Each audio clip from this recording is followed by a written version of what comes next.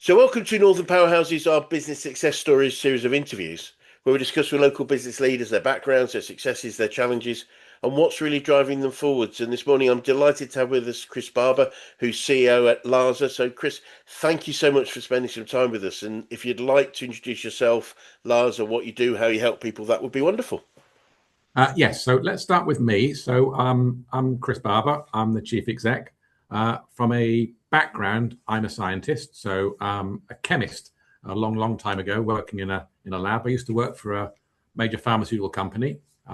During my time there, I was leading quite a lot of research into new drugs. Yep. Um, I kept coming up to the same problems each time, which was they'd fail right at the last minute because of toxicity. So I became more interested in, can I understand and predict when things might be toxic, Yep. which then segues me neatly from leaving Pfizer and joining Lhasa. So Lhasa is an educational not-for-profit.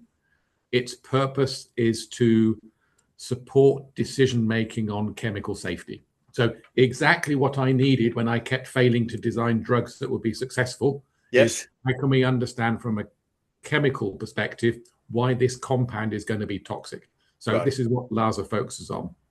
So Lhasa develops software and helps companies share data pre-competitively in Yep. order to answer that question of, is this thing going to be safe? And so we're used across the world. We have about 600 companies using us, and they span from all the major pharma companies, um, cosmetics, personal care, agrochemical, whole spectrum. Wherever there's a chemical involved, Yep. people are probably wanting to use our software to Yep. say, is it safe? And if it's not, what can I do about it? We're also very closely related to regulators. Yep. So before any drug gets on the market, they have to be approved by a regulator. And the Yep. regulator has to ask some questions like, is it safe? And one of the pieces of software that we create is used by almost all of the regulators in each of the jurisdictions to test whether the potential drug that goes on the market is safe. And so we align very carefully with regulatory guidance in order to make sure that we can answer those questions. So as an organization, we don't do any lab work. We rely purely on data sharing, conversations, our own Okay. research to develop those solutions. Fascinating. I mean, absolutely fascinating. I say before we started it, I love doing these interviews because of the amazing businesses that we come across. So it's yeah, it's using software and supportive software for industries related to chemicals and drugs, etc. So how did Lhasa become formed in the first place? Was there an opportunity that was seen that this was needed, or I mean, obviously that's how you came to Lhasa, but how was Lhasa formed itself? Yes, so it's formed over 40 years ago now. It started because a scientist from Leeds University went to Harvard and studied with someone who eventually got a Nobel Prize for the way in which they were trying to develop very early artificial intelligence Yeah. to design how to make chemicals.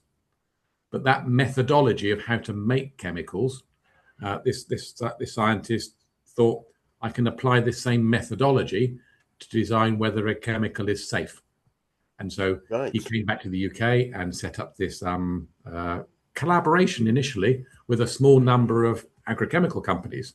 And one of the motivations was they wanted to capture the knowledge that was inside their just about to retire toxicologist. Yes. How can we get everything that is inside Derek's head into a piece of software so that when Derek retires, Brilliant. we still have his knowledge? Yeah. And so that resulted in our first product called Derek, which Oh, is a brilliant. knowledge base. So it's got a whole series of rules that Derek would have helped write, Yeah. which are then encoded into software so that somebody can put a chemical structure in and say, is this chemical safe? And it will go through Derek's head and look at all of his rules and say yes or no. And so that Brilliant. is a really early form of AI, Yeah. Yeah. Yeah. knowledge Yeah. based system. Oh, wow. And how did Derek feel about having some software named after him? We don't know. Yeah, We don't know now. Well, I mean, it's a long time ago now. I guess 40 years. I So, guess so. Yes, I mean, that cool. then has tracked Lars's progress since then, because as technology has advanced, there have been different ways of doing AI. Yeah, So in those days, that yes, was cutting edge AI, and yeah, then later came machine learning, another form of AI. And of course, we absorbed that yeah, technology and started applying that into products. And we've got products that use machine learning as methodologies. And yeah, of course, now we're developing new systems that rely on some of the more advanced methods of AI. So, in other words, the problem is still the same problem, yeah. but new tools come along which allow us to solve it in different ways. Wonderful. Wonderful. So looking backwards, and appreciate Lars being over 40 years, but over your sort of tenure or your involvement, what are some of the biggest challenges you've had to overcome as an organization?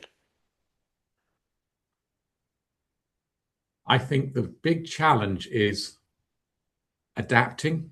Yeah, So organizations, they kind of solidify if you don't pay attention, because you end up with a process, then you just follow that policy or that yeah, process without thinking, and it becomes standard practice. And you don't ever question or challenge it. You just do it because you've always done it. In other words, it's a collection of habits that just like yes, it kind of stick you in time. And it's hard work to break those habits and yeah, think, but do we still need to do it the same way? And I think that's the biggest challenge from yeah, my perspective, is always going in and saying, can we rethink this whole thing and do it differently? Because it takes a huge amount of energy and effort. And it's much easier to say, oh, we'll worry about it later. I quite like doing it this way. I know what I'm doing. It's comfortable. It's easy. yes, And it takes energy and effort to keep changing. And the challenge now is that the pace of change is so fast yeah, that you can't just say, well, just did it. We did it 2 years ago. We can leave it now, because it's always something yeah, new. And we have to kind of balance that. Is this important enough for us to rethink what we're doing? Or is this one of these things which is just the flash in the pan? It's nice and shiny, but it's never going to work. We can ignore it. And yes, often you can't ignore it. So it's hard work to keep yeah. adapting to the changing environment. Goodness. Yes, I can imagine. I mean, it reminds me of the story I was told some time ago when Lord Tony Benn, the Labour peer, retired, and he started lecturing at a lot of universities, and apparently he'd start every speech with, "Well, we all wake up every morning knowing less than we did the day before." Yeah. Which of course in educational establishment wasn't particularly well received. All the lectures would run out, you can't say that. But I mean, what he meant was there's so much information being developed every day in the world. Our proportion of it is shrinking, and therefore we have to keep up with it. Just we have to keep learning significantly just to keep up with our proportion of it. And I guess that's the true with in your in your industry, that so many things are changing all the time. So an example I used internally quite recently, because I was feeling the resistance and the reluctance to invest in that energy to change, was Yes. that Lars has been here, and this thing we've been doing since the 1980s.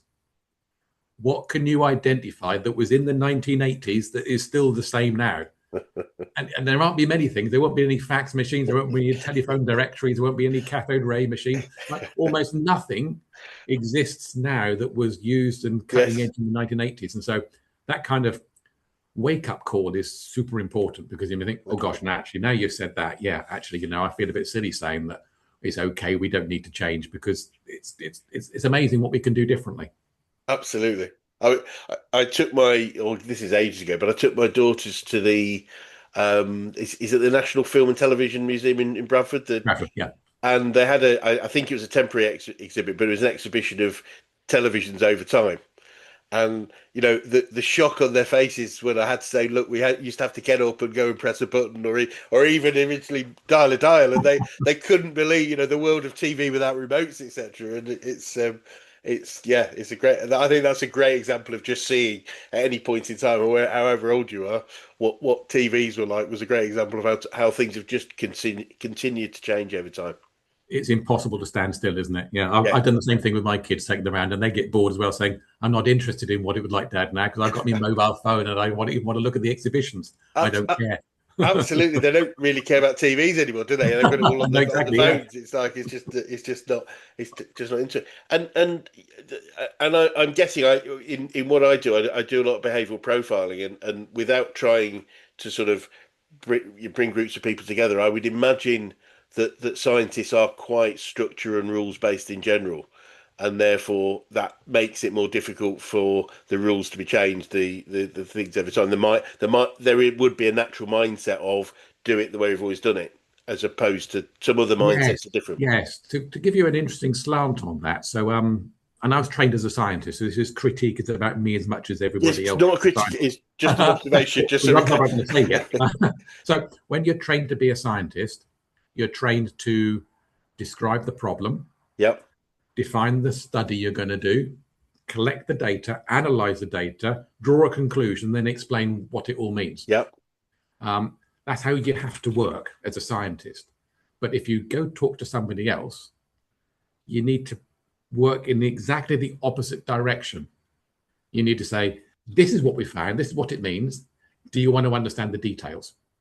And yes, often they go, okay, now you told me that, I don't care about the rest. yes, And trying to change the way in which you talk to someone who's not a scientist yeah, is actually quite difficult. It breaks all of the habits we've been trained and taught at yes, university, which is there's a logical process to writing a publication, which is exactly that same way of design the experiment, do experiment, analyze the data, draw a conclusion. Nobody cares about that. It's like, I don't yeah, know, if you go into a car shop and say, I want to buy this car, they're going to be saying, this car is great. It goes 100 miles an hour and it's got a full tank of petrol to take you 800 miles. They're telling you why it's valuable to you. They're not yep, going to say, well, we spent 25 years refining the way the engine works, and we've got these valves which are really tiny and they do all this. Nobody cares. It's like, well, does it work? Does it drive me there without having to yes, refill the. So it's trying to, and that's another one of those examples of it's a habit that once you see it, you think, oh, for goodness sakes, that's awful that I never saw it before. But until someone points it out to you, you can be completely oblivious and you can assume that everybody cares about the same things that you do. And that's that yes, minutiae detail that was really fascinating for you. Like, I don't care about that. It's like, does it work? absolutely, Habits are really hard to break, and yes, often they're quite hard to see in yourself. yes.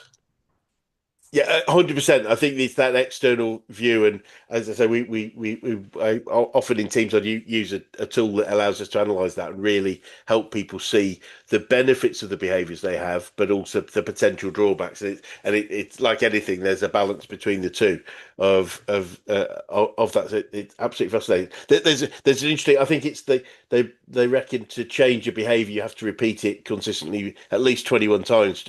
I think someone's upgraded that to even more. Um, but it's an interesting point is that we tend to want to go back to what we've all how we've always done it, and In it's a truth, I think the only way to change a behavior is to change your environment. yes, But for example, if you want to lose weight, yeah, if you yep, leave all the biscuits and sweets around you, you're going to be constantly fighting that urge to say, I'll yes, just have one. Whereas if you change your environment, say, I'm not going to buy any more biscuits or sweets, it's going to help you change your habit of what you eat. yes, And it's the same, I think, with how you work. If you change the environment, change the tools that you use, it's harder to regress back to what was great. comfortable and easy. That makes a lot of sense. Habits Yeah, sneak up on you when you don't have the mental energy left to fight it. yep, In other words, you just default back. So I don't want to think about it. I'm too tired today. I'll do it tomorrow. I can default. So yes, changing the environment is the only way really you yeah, can change a habit yep. without Right. being exhaustingly hard to keep fighting at it. Yes. Yes, it makes sense, doesn't it? There's a book by James Clear called Atomic Habits, and it's talking about you probably familiar, but I love the idea of say someone also he worked with that was trying to lose weight but also get fit, and but he made it easy. It made it gradual. So I think he said the first week I just want you to put your kit on, drive to the gym, drive to the gym, sit in the car park, and then come home. Yeah. And I don't Yeah. want you to go in the gym. And it was really interesting because he said so he literally did all that, and he said, but by the third day, he said, well, I might as well go in. I'm here now, Yes, and exactly. Yes. and it's really interesting how we then go, well, we have changed, we've done this much, we might as well continue to do it. Absolutely fascinating. So, and looking at the business itself, what were some of the biggest learnings you've got about growing an organization? Would you say?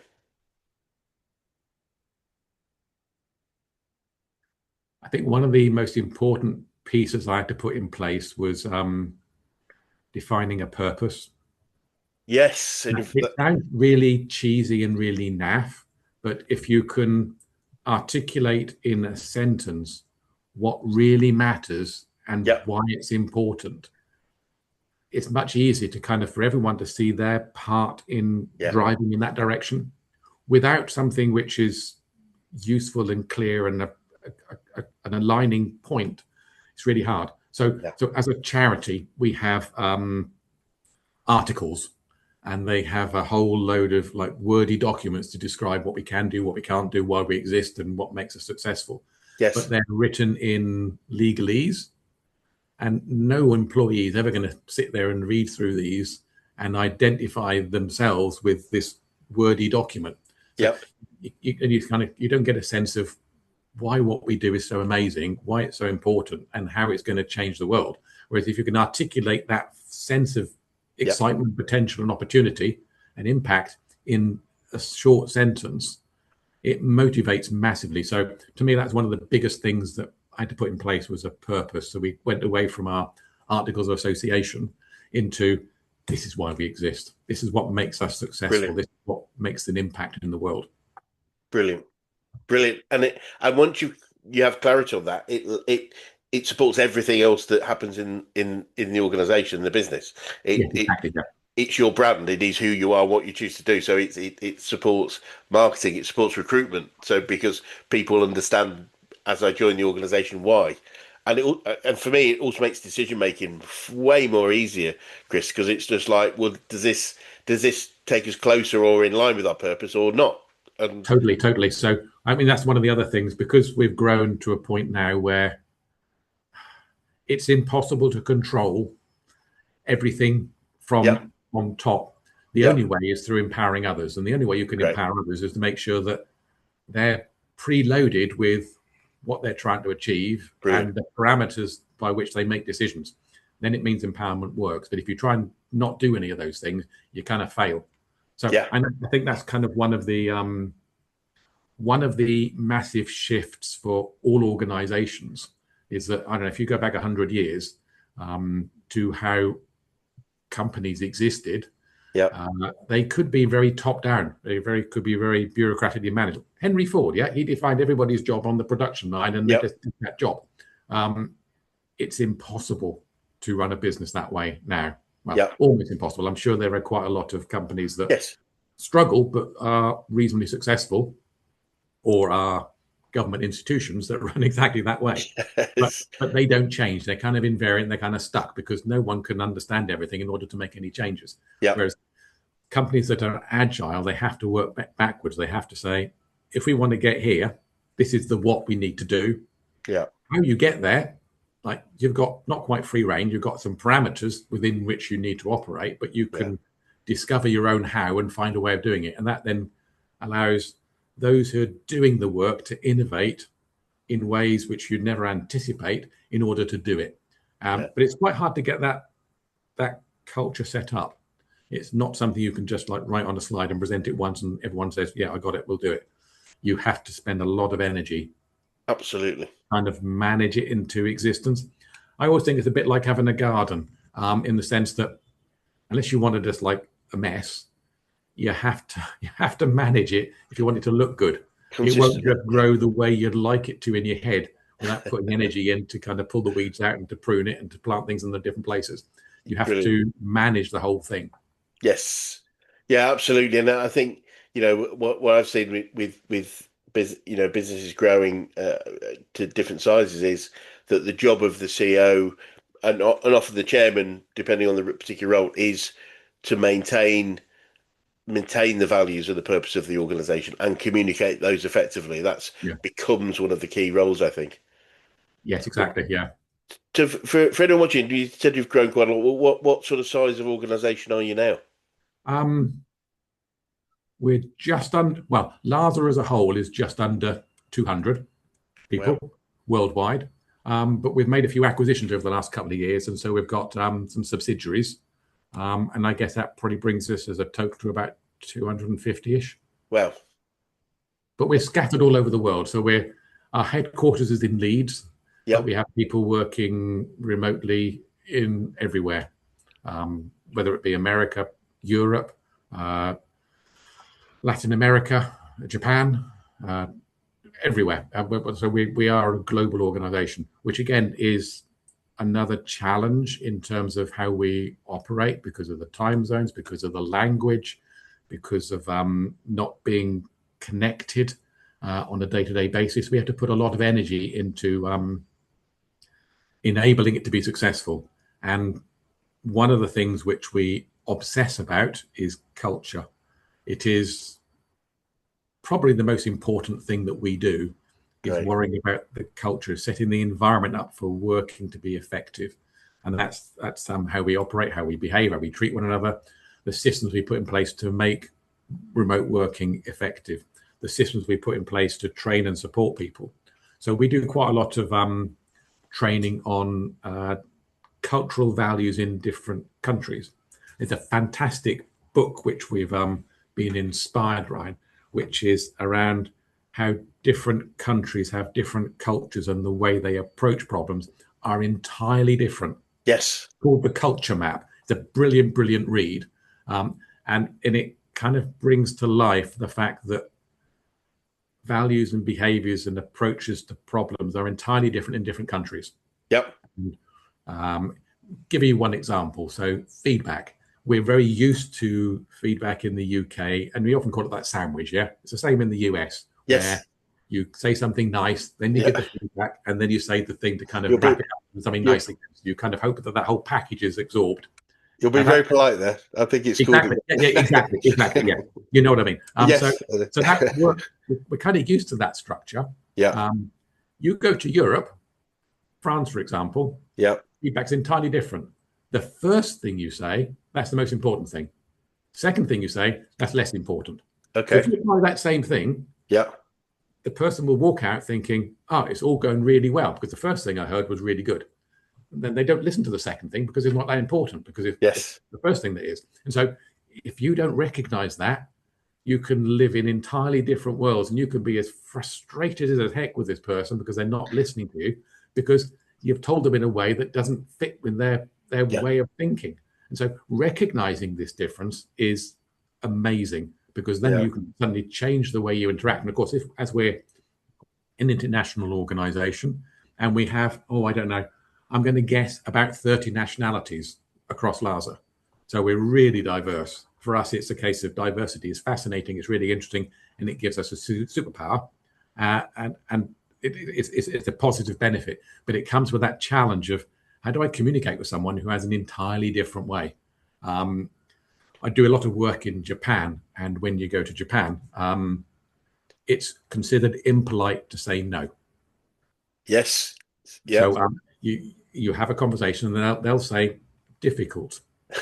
Now, difficult means no, but it's not the same as no. Yeah. So I can think, oh, difficult. Well, I'll help you solve that difficult Yep. thing. And I think, okay, but that's not what it's meant at all. That means no, but I'm just being polite and not saying no directly. So learning these things makes such an eye opener. It's such an eye opener. And so we do quite a lot of work helping people from different backgrounds understand each other Yeah. so that they can work better together. And it's super fascinating to watch behaviors as people start to recognize that, oh, that doesn't work, does it? You didn't understand what I meant there. Absolutely, yes. Communication. We use a phrase actually, Coach, which is the meaning of my communication is the response that I get. And Yes, exactly. Yes, exactly. Yes, yeah, yeah. if I'm not getting my message across, then I'll take responsibility to change the message rather than expect the other person just to get it. It's interesting you said that because I remember there was an advert. I think there was an advert by HSBC probably 20 years ago, and it was very relevant. I was lucky enough to do quite a bit of traveling in Asia many years ago, and one thing I picked up from a very simple cultural difference, which was totally 180, the two cultures of totally 180 was in certainly in the European world, in the most parts of the Western world, I believe, we finish our plate to show we've enjoyed it. We clear plate, that's Yes, part my challenge as a slightly overweight man was because that was what I was taught to do as a child. It was eat. You've got to eat it all to show you've enjoyed it. in many parts of Asia that have been, you leave food to show that you've had enough. Yes, So yeah. you're now those two things are totally 100% in opposites. And there was an advert I remember 20 years ago where I think it was Hong Kong, it was probably Hong Kong, but basically the Westerner was finishing his food and it wasn't particularly enjoying it. And then oh, you finished, I better give you some more because you haven't had enough yet. And this whole thing just sort of escalated. It was a feed forward loop rather than feed back loop, and it was just absolutely nuts. But really quite funny. And I was sorry, I'm forgive my devilment. You said obviously you're operating across the world. Do you have any Tibetan presence or not? I know where you're asking that. No, no, we don't. No, no. Cool. That's cool. I didn't expect. Apologies for that, but I just thought because clearly, but it is amazing. And I said to you this before we started. To see such amazing organisations right on the doorstep that I'm not aware of, and I would imagine many people that will watch this won't be aware of. That global presence doing something so important. Yeah, we're quietly successful, really, quite modestly successful, um, which is great because we do make a difference. And Yes. when we get our work gets cited in international guidance documents that are used by regulators across the world, now that's a pretty strong accolade of our capabilities, really. So it's quite Absolutely. nice to have that impact. Absolutely. That's phenomenal. And uh, Chris, you're probably aware we're a business coaching organisation, so I'm keen to know who the best coaches you've worked with, whether that's business, sport, life in general. Who's had the biggest impact on you? Um, in fact, just before this, I was downstairs uh, introducing our next cohort of employees to a training course which we're rolling out across the organisation. Brilliant. It's called Print. It's a bit like a psychometric test, but it's entirely different from a psychometric test. Yep. So you do a set of questions, and it allows you to understand what motivates you, what drives you, Yep. what situations allow you to be most effective, Yep. and what things trigger you, the situations where you're at your worst. It's called the shadow. This print profiling is a total game changer. Brilliant. And we work with a coach, Nicola Elwood, who's an absolute amazing coach. And she's gradually coaching us in cohorts of 20 people at a time in the understanding print. So the thing what makes Brilliant. print really special is that it doesn't give you a label like quite a lot of psychometric tests you might have seen in the past. Yep. It gives you an action plan. It says, this is what you're good at. This is what allows you to be good. This is what you struggle with. And when you're not operating effectively, this is why. So it gives you self-awareness. And the Yep. way I look at it really is that it allows you to expand the point between having something done to you or said to you and how you respond. Yep. And in terms of if you have a bit of time in the middle to decide how to respond, you can choose not to get angry and lash out. You can choose to Absolutely. say, well, that's interesting, but today I don't think it's productive for me to go down that line. I'll do it differently. And so it allows you to understand yourself and understand how you react to situations. It allows you to understand how other people react to situations. And it ultimately is a team building skill set, if you like, because it gives you a set of tools to know how to operate at your best, but also it gives you a skill set to work with other people. Yeah. Brilliant. As we're so diverse, it's super important. So I'm scientific, so I can go in very technical and I Yep. can try and persuade somebody on the technical level of why this is a really good idea. Yep. If they're operating on an emotional level, it's going to wash straight across and they're not going to take any notes at all because it doesn't interest them. Whereas if I Yep. can say what it feels like and what it means to others and the impact it has on other people, I can connect to them. So Brilliant. this approach, this printing, as it's called, is super valuable. It's the best training I ever had as a chief exec, and it was Brilliant. so important to me that I rolled it out to my leadership team, and they said, "This is so important to me. I want to roll it out to my reports." Great. So we're gradually going through the organisation Wonderful. in groups of 20 at a time, because as many as the poor coach can cope with, gradually training everyone on what I'd call self-awareness Yeah. and understanding how team dynamics work. It's totally amazing. It's changing. It's a life-changing training course, if I'm honest. And it's rare to Wonderful. say something that is that big, but it's Yes, significant. that's wonderful. That's great, and that's called print. Yes, yes, yeah. Brilliant. I'll search that up. Yes, because you were talking about that sort of that gap between the response. I was talking to someone this morning that there's a great phrase that I love, which is monitor my reaction, but choose my response. Exactly so. Exactly. This gives you the toolkit to do that. Brilliant. Because there's a great book you probably will have called the Chimp Paradox, which is describing that emotional, that Yes, immediate exactly. reaction is Yeah. very typically basic and emotional. And the more we can train it with logic ahead of the stimuli, but also we can manage it through logic, the better. But being self-aware is very, very difficult for most of us to really know what it is that triggers us in different places. So anything like that would be valuable. Wonderful. And I'm a bit of a collector of quotes and sayings about life, but success and in general. Do you have any favourite quotes or sayings you catch yourself using on a regular basis, Chris? Oh gosh, put me on the spot. It's okay to say no, by the way. No, Sorry for giving you. no. I love quotes, but I can't think of anything that's appropriate for for this. Oh no, no, no. There's absolute. You don't have to be too appropriate. It's all good, but don't feel obliged. It's good. Good. I'll ask a second question and just to follow that up. But any favourite books or podcasts that you follow that you could recommend? Um, I'm really interested in marketing and the psychology of marketing. It's a super fascinating area, and there's a podcast I'd recommend called Nudge, and also Right. they do a newsletter as well. Yep. It's really brilliant, and so they do quite a lot of simple psychological marketing, and they test. So, for example, they do tests to say, how if I present things in two different ways, which one's more successful? And to give you an example, they did a study in a cafe where they had a cookie jar. Yep. And one day they kept the cookie jar full and they saw how many cookies were bought. And then they did another day where they had the cookie jar with just two left.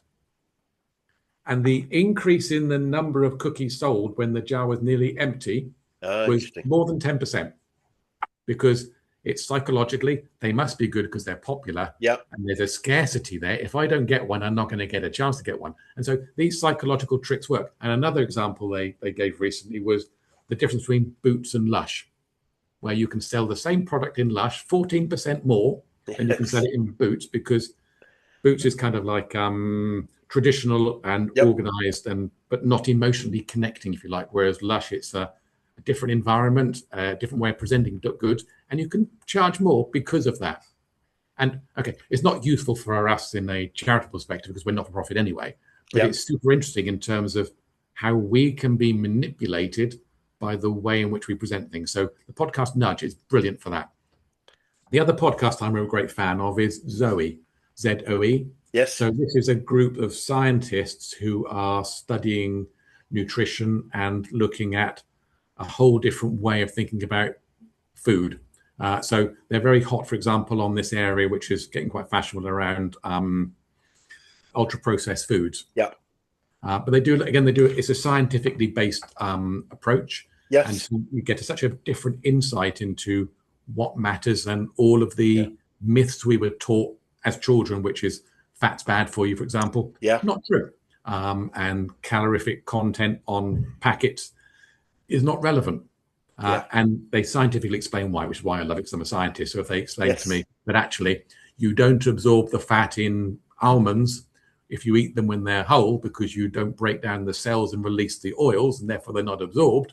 Therefore, there's less calories in eating whole almonds compared to eating industrially ground almonds, where Yeah. the oils are extracted from the nut completely and you absorb the whole lot. It's about a 30% difference in what you absorb, so calorie wise. So it's these things that I find super fascinating and interesting. So yeah, so Nudge and Zoe will be my two favorite podcasts. Nudging Zoe. Someone else recommended Zoe. Can I just? I mean, I'm very interested because there is a Zoe product that's a monitoring Yes, yes, product. Is it the yeah. same organization? Same It is organ? the same one, yes. In fact, I did that monitoring program as well because I was interested in seeing Yes.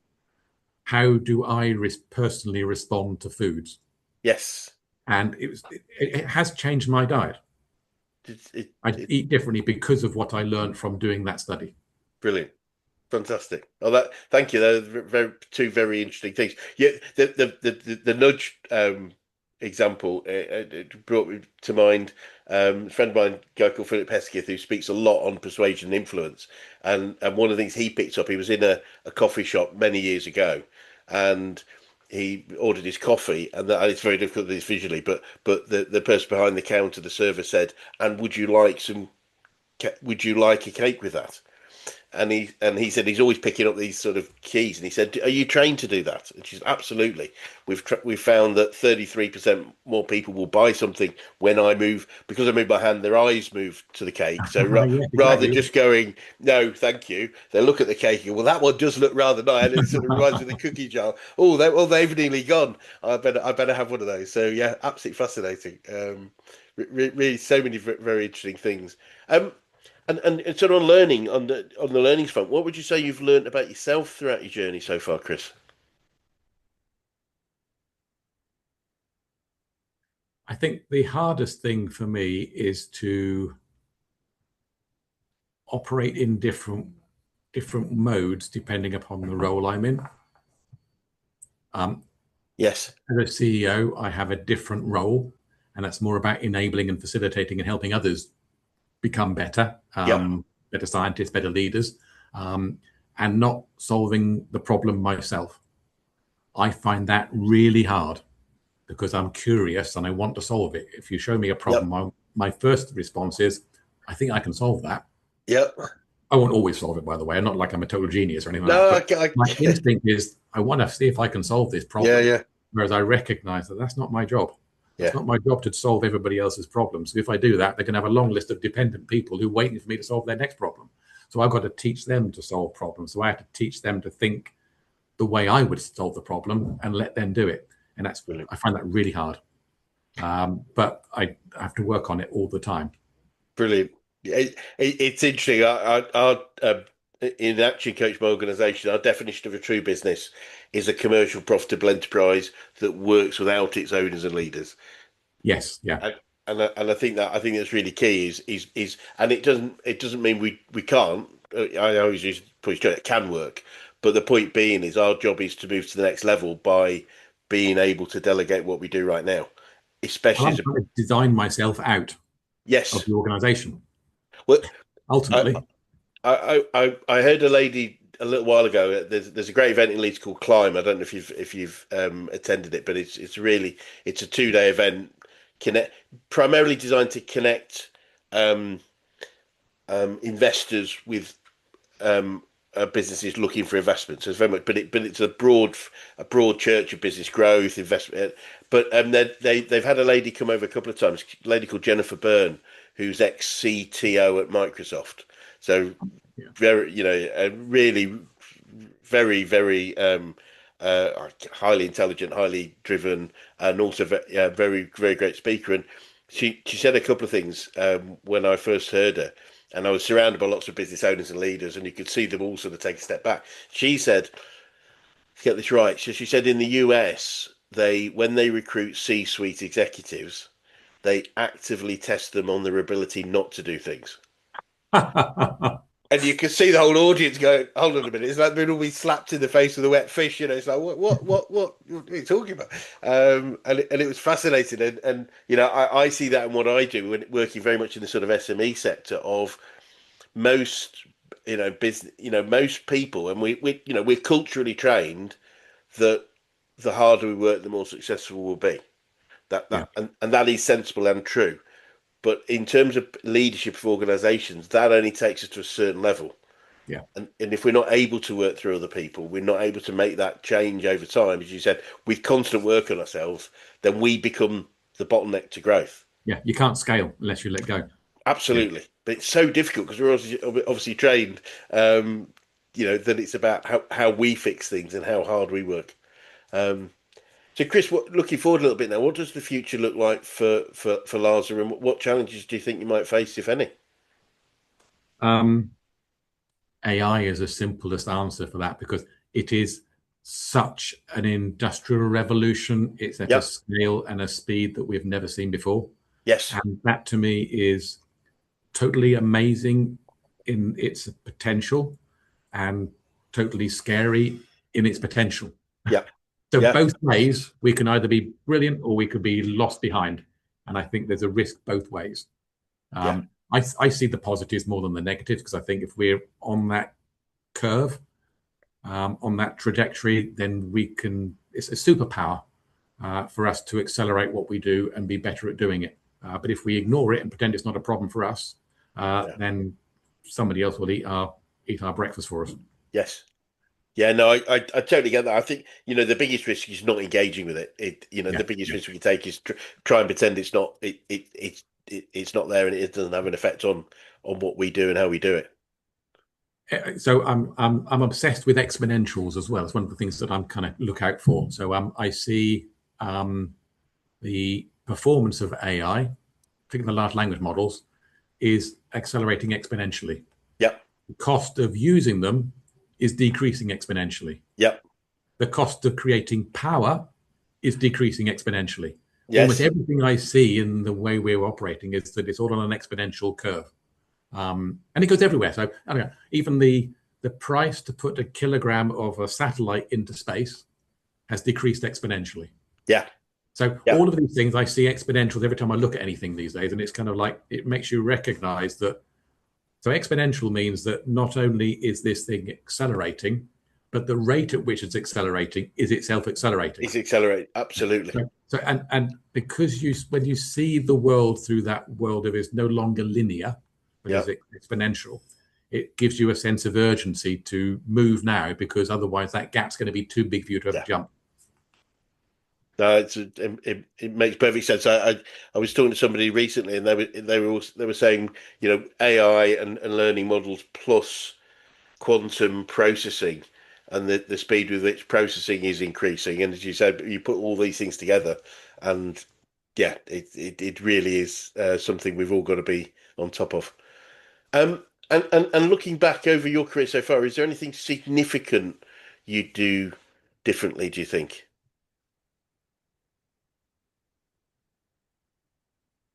I think, yeah, if I look back, not being in the detail but stepping back earlier would have Yeah. benefited me from a career perspective. Yes. I spent too long with my head in a fume cupboard doing chemistry, and not stepping back and asking why was I doing this chemistry and is there a different way of doing it and can I do it differently and thinking a bigger way. So I think stepping back from the detail, if I'd have done that sooner, that's what I'd have wished I'd have done. If I'd have stepped back sooner, I think I'd have got here quicker. Brilliant. Brilliant. Really. Yeah. Yeah. It's.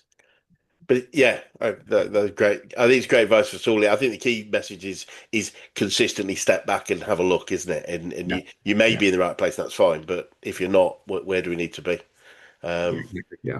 Chris, it's been fascinating talking to you, and I could talk to you all afternoon, and it's been a pleasure spending some time with you. And for anyone that is interested in getting in touch with you or Lars, what would be the best way of doing that? Um, Google us, find Lhasa Limited on the internet, and there's loads of different ways of contacting us. Brilliant. We, Well, we look, we're quite a big employer in the tech field now, so there's always opportunities coming up. yes, and from what you said, while you work in the scientific world, I guess it's tech is the mechanism by which you provide the solution to Yes, which so yeah, I'd say we're about 30% of the company are scientists, 30 PhD scientists, 30% are software engineers and technical experts, and 30% is everybody else. yeah. So There's a significant number of us, really. yeah, no, But yeah, I we get get that. out So there, so we do a lot of work with Lead Digital every year. So we'll be participating again in Lead Digital. We keep putting ourselves in the mix for various culture awards, and we won a couple over the last couple of years because brilliant. that's important to us. Yes, Yes, you can see us around. Yes, absolutely. brilliant. Yeah, I guess just thinking about it, we're glad we're clear on that because from the outside you might appear to be more as purely science, but it's the tech is what's delivering the Yeah, solution to the client. So that's yeah. really good. Well, look, it would be really delightful to swing by another 6 to 12 months and just see what the next phase of what's going on, especially Oh, given yeah. the exponential speed with which we're talking. Yes, exactly. But for now, Chris, thank you so much for your time. That's great. Thank you again. Thanks. Thank you.